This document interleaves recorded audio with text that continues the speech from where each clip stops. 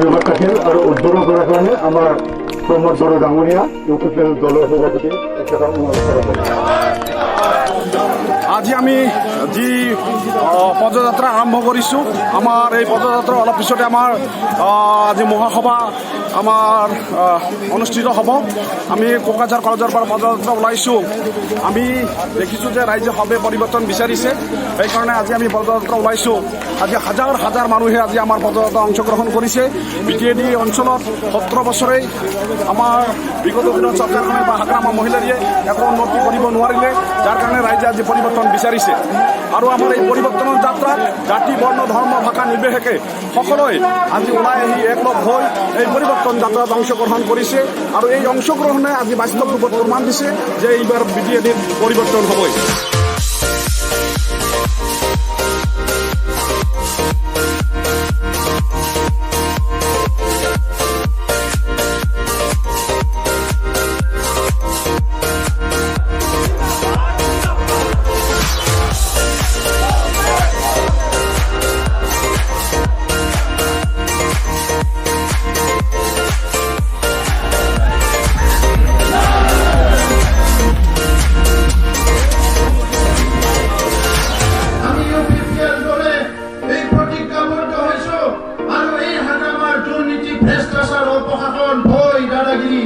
আৰু BTR কোনোদিন নচলিব।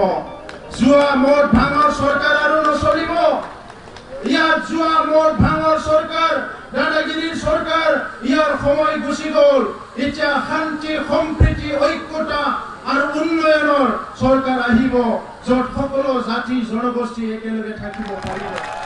दिनै दुखुनांथाव जों लुबैदों जोंनि फरायसाफ्रा लाइमोनफ्रा डाक्टार इन्जिनियार IAS अफिसार जाथों, मोजां मोजां दैदेनगिरि जाथों।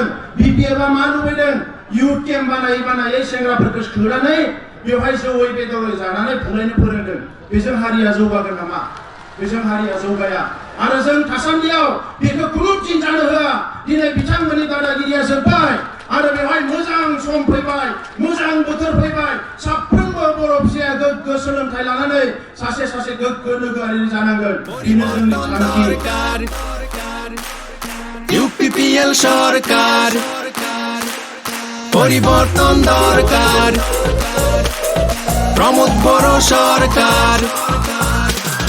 কথা নয় কাম, জনতারই প্রাণ, এই হলো নেতার পরিচয়।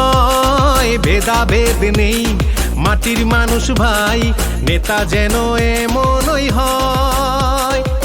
নানা ভাষা ধর্ম আর বর্ণ জাতির অধিকার ট্রেক্টরে দেবে সবার, রূপান্তরের ঢেউ এলো এবার।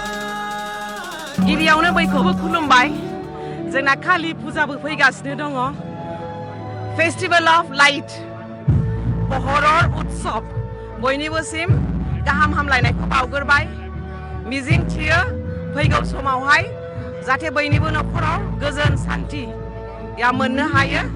दिनै जोङो नैबे थिथागुरियाव 10 नं देबरगाव समस्तियाव गोलैनाय फोथाराव दिनै सुबुं गौमा लानाय जादोंमोन। परिबर्तन जनसभा, सोलायनायनि सुबुं गौमा, गोग्गो सोलायनायनि गोग्गो खुंथायखौ जोङो फैगौ समाव UPPL राजनिथि दोलोआव BTR खौ जोङो गोग्गो खुंथाय लाबोनो थाखाय दिनै जोङो बयबो साखाफारा जानानै दङ।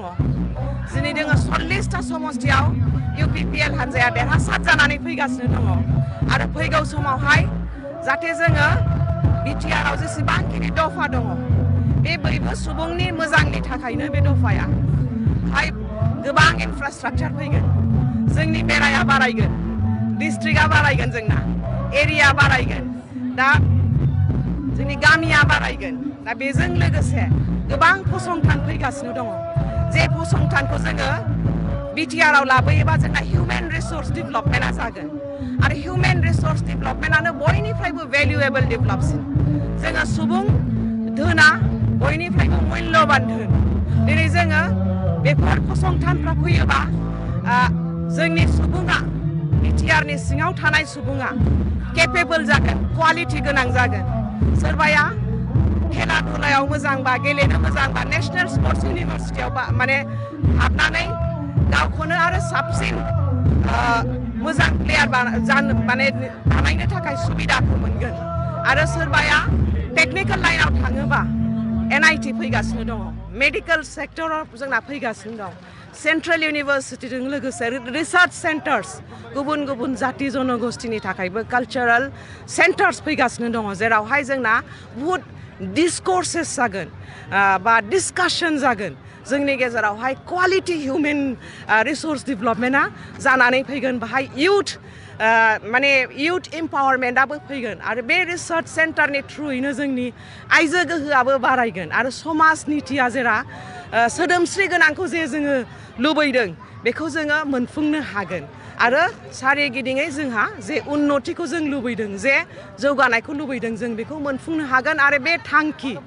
बे मिशनजोंनो दिनै गासिबो जाति जनगोष्ठीखौ धर्मनि मानसिफोरखौ ज' लानानै जे माने इश्युसफ्रा जोङो रिजल्भ खालामनानै माने पिस बा गोजोन लाबोनो हायो बेखौनो दिनै जोङो मावनो थाखाय आदर्श हिसाबै जोङो थांखि लादों आरो दिनै नैबे सुबुं गौमायाव लोब लोब बाहागो लानायखौ नुनानै माने बेखौनो दिनै जोङो बुजि मोनबाय जे UPPL नि सुनामि माने बारहुंखाया दिनै 40टा समस्तियाव जोंना फैमारबाय फैगौ समावहाय डेट डिक्लेयार जानाय लोगो लोगो इलेक्सन होखांनानै जोङो UPPL सरकार दागोना दिनै खाथां जाबाय गोजोन्थों